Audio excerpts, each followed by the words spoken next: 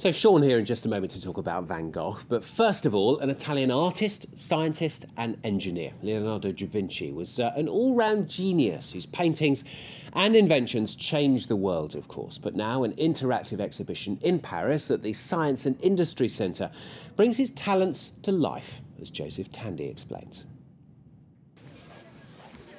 Leonardo da Vinci, universal genius, painter of the Mona Lisa, engineer, inventor and visionary, but most of all, chronically misunderstood.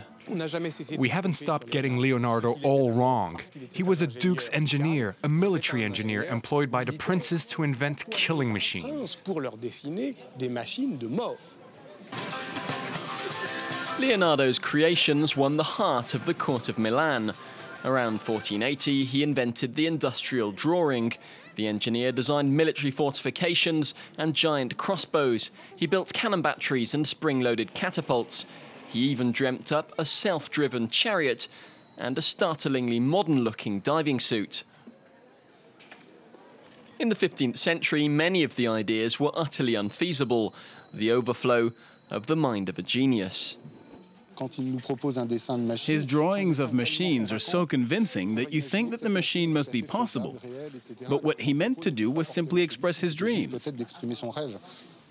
Dreams, many of which would never become reality, like this 100-kilo parachute, incapable of staying airborne. Leonardo's ideas flew straight from the natural world. The artist's diagrams inspired the engineers who created the machines of today. Yeah, it does look fascinating, doesn't it? Well, that exhibition is on at the Cité de Sciences et de l'Industrie, which translates as the Science and Industry Centre. That's until next August, so you do have a little bit of time. If you're coming to Paris, you can go and have a look. Now we're going to stick with culture here on France 24. Going to stick with art, in fact, because Sean Rose is joining us now for the latest news on the visual arts. First off, Sean, you're going to talk to us about a national appeal, is that right? Yes, a national subscription to purchase a work of art for the Louvre. So you may remember in 2010 a picture by Cranach, German I do remember. In fact, this was going on just as I joined France 24. I remember you talking about it. Yeah. Was bought thanks to the public's donation of €1 million. Actually, it cost €4 million. And the Louvre was short of one. And in a month's time, it was like money flowed, in fact. So they thought, well, people are quite motivated. Sure. So we'll do it again. We do it again with another piece, because the Louvre possesses a beautiful ensemble, medieval, ivory figurines. There is a Descent of the Cross with St. Joseph of Arimathea, who carries the body of Jesus, Nicodemus, who is assisting him, Virgin Mary, but St. John, who you see here, was missing, and also the allegory of the synagogue. So the two statuettes were missing, and private collector once had possessed them and showed them to the Louvre and offered to sell them to the museum for €2.6 million. Cheap at half the price. Well, half the price, fair. But it's a fair price, to tell you the truth. I mean, he could have got more from the market. Wow. Anyway, the Louvre and the Louvre's friendly society, Les Amis du Louvre, have already given 1.3 million, and AXA Art, a subsidiary of AXA, the leading, the world-leading insurance company that insures lots of works of art across the world, has donated an extra 500,000. So 800,000 is missing. So, well, again, you can contribute if you like. You can. Yeah. I'll give you the address right now. Check the website, www.tousmecenes.fr, so I'll spell it, TOUSMECENES.fr. Mécène means patron. Well, if for some reason you do want to contribute, now you know how to. All right, interesting stuff, Sean. We're going to move from Paris now, though. What's this about? Well, we're going to Amsterdam. Well, we're moving from Paris and from the Middle Ages. We're going to Amsterdam to see Van Gogh, obviously. Van Gogh, who's actually not at the Van Gogh Museum, which is normally his place. He's actually, the museum is closed down for restoration. Actually, it's for 7 months.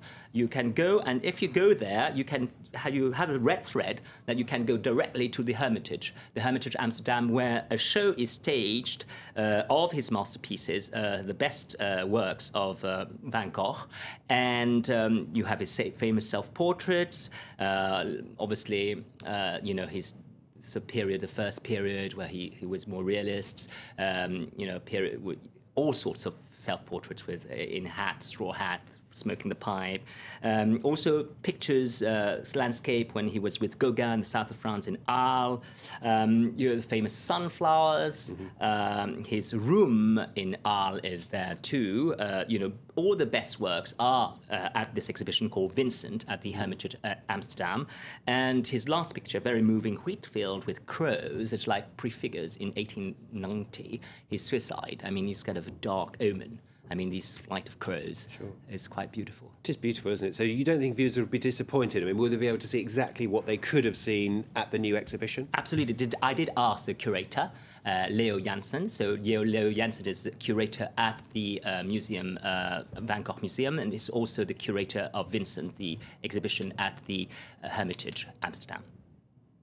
As we have a completely different building here in the Hermitage, we had to think again of how our collection of Van Gogh paintings would work best, how the public would be, how we could help the public to digest the overview of his work. And we decided that it would be better not to put it in a chronological order because the space is so different, the arrangement of rooms is so different, but rather in a thematic presentation.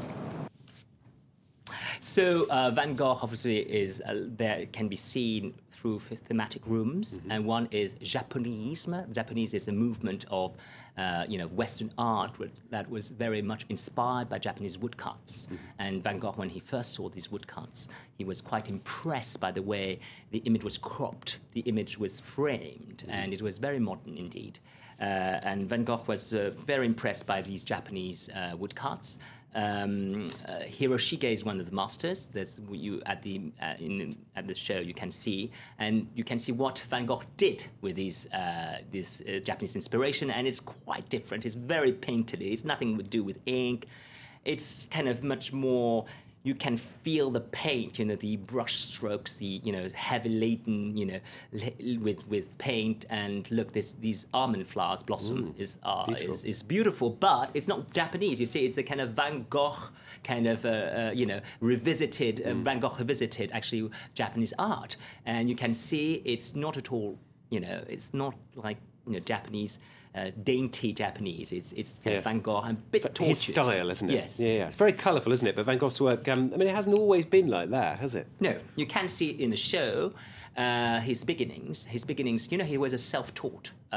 He was a self-taught artist, and he just took you know, prints from Millet, who's a French realist of the 19th century, and he just did the same. These peasant women, he just painted, and he was at first quite academic, and he was also, you know, his father was a pastor, a vicar, a Protestant, and he had a kind of God-fearing period. He went on mission in Belgium's Black Country, so he painted also these Belgian peasants and miners. So it was very academic. His first work is quite interesting, not the best, but it's interesting to see the evolution. This is actually an example of what he did. It's quite academic.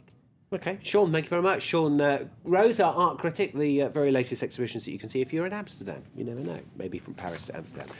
Sean, thank you very much. Sean Rose here on France 24, the very latest news. Jeannie will be here after the break.